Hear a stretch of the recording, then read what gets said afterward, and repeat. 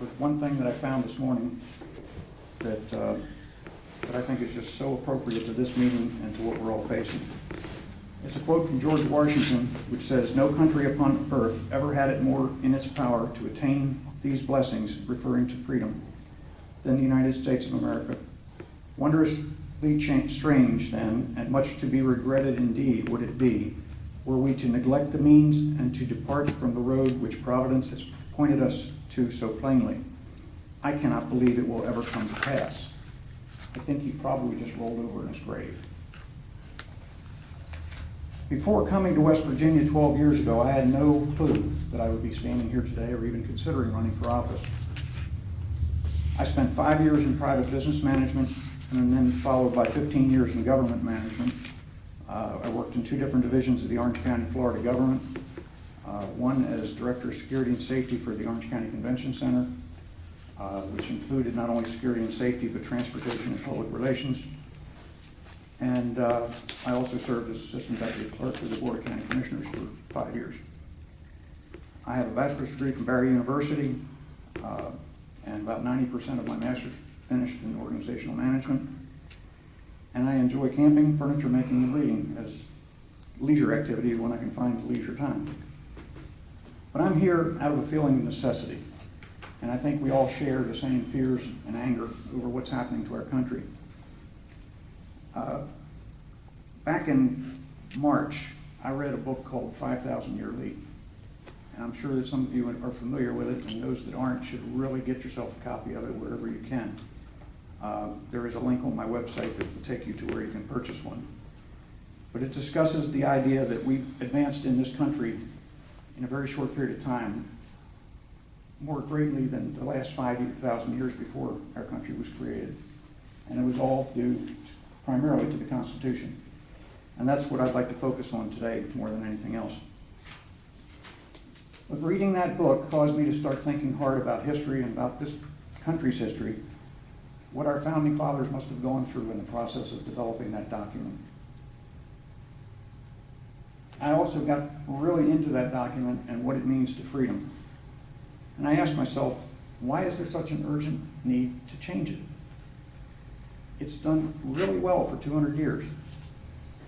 It probably started being changed very subtly 100 years ago, but the acceleration has been tremendous in the last 30 or 40 years.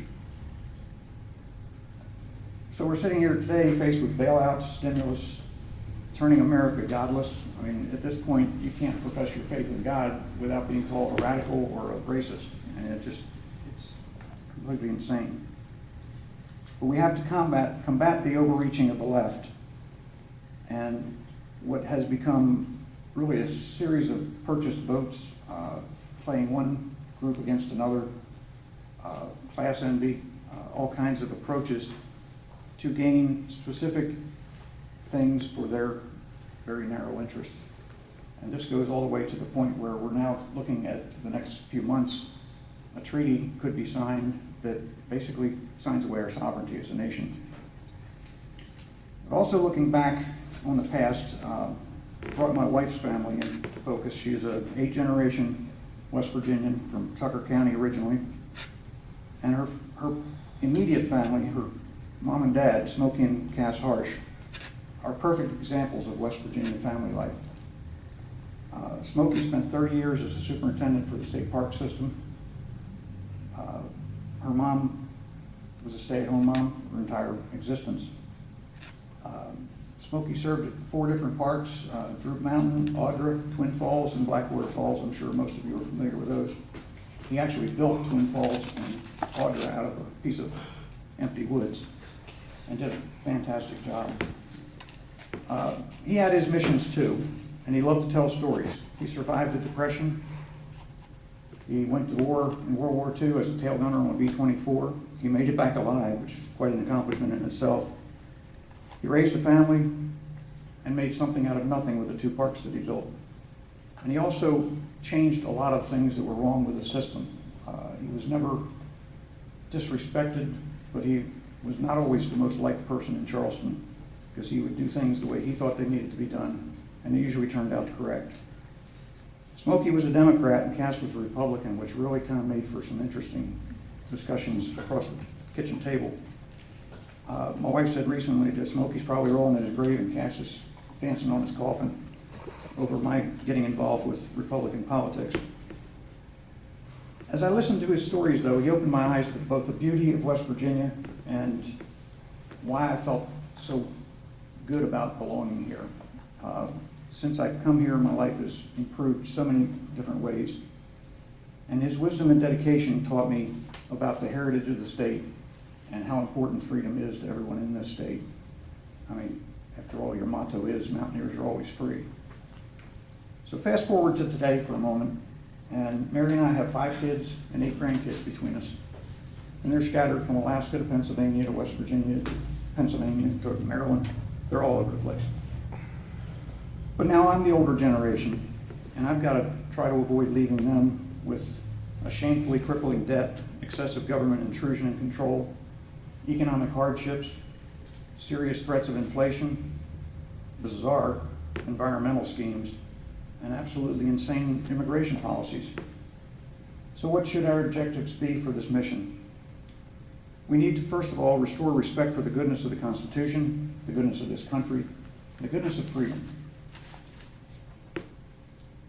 To preserve these things, people that are here today are a good example of what we need to fill this room, is to educate people, to inspire people, to enlighten them, keep them engaged. It is most important right now that a year from now, people haven't gone back into their houses and ignored what's going on thinking that it's hopeless, because it is not hopeless. We need to keep them active in confronting the issues and help them stay informed. And this is going to require new voters, young, old, in between, people that aren't necessarily active voters right now. We need to knock on doors. We need to get them out, explain our viewpoint, and make them understand what the Constitution means to them and what it's going to mean if it's destroyed any more than it already has been. We need to take back the government from the special interest leftists and globalists.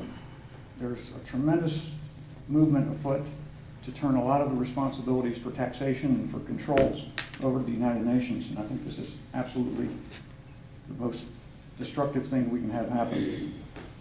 We need to send people to Washington who will protect you from the government as opposed to looking to see what you can get from the government.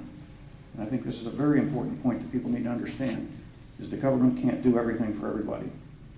Strengthen defense and border security, and allow us the freedom to determine our own destiny.